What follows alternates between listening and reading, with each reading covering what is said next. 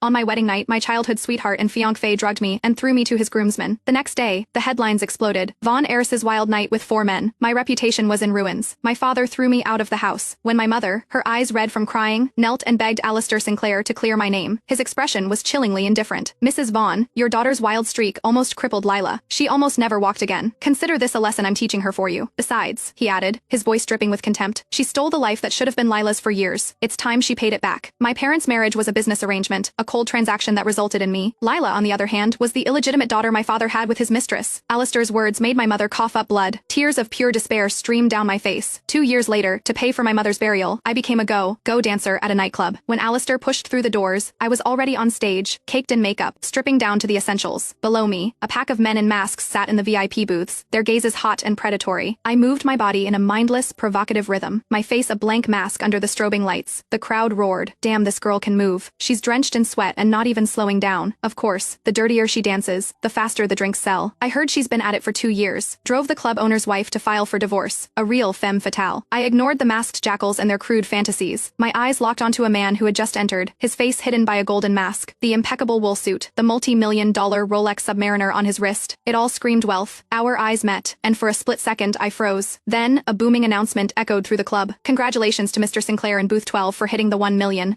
spending mark. We hope you have an unforgettable night at Serendipity, $1 million tab. The dancers got a $1,000 cut. I swayed my hips and shimmied my way toward my new benefactor. So generous, Mr. Sinclair, I purred. What can I do for you tonight? Hip-hop pole dancing. I can do it all for you. The man shook his head. He grabbed me, pulling me off the stage and pushing me down onto the table. Drink all of this. I just smiled, grabbed a glass, and started chugging. One after the other, without a word. After everything life had thrown at me, drinking with a client was nothing. The harsh liquor trickled from my lips, soaking into my bikini top, making the curve of my breasts glisten under the lights. The men in the room stared, their breathing growing heavier. The man beside me was no exception. He suddenly threw a thick wad of cash onto the table, the bills scattering across my chest. A bill for a kiss. I'll pay you for every man in this room you're willing to kiss. I couldn't read his expression behind the mask, but his voice was ice, leaving no room for argument. I didn't refuse. I grabbed the nearest man and planted my lips on his. When I pulled away, the room erupted in jeers. Hey Aurora, don't hold back now. A peck on the cheek doesn't count. Yeah, when it's my turn you have to kiss me down here for it to count. I ignored the filth, moving from man to man, only kissing the ones who would play along without being disgusting. Enough. You really have no shame, do you? He smirked. Since you're so willing, why don't you give everyone a real show? A full striptease like they do at the Crazy Horse. A striptease. I froze, my body rigid, but the catcalls from the crowd grew louder. What's wrong, Aurora? I thought you'd do anything for a price. Yeah, if you can't handle it, get out of the business. 500,000 you in or out. A cold familiar voice cut in again.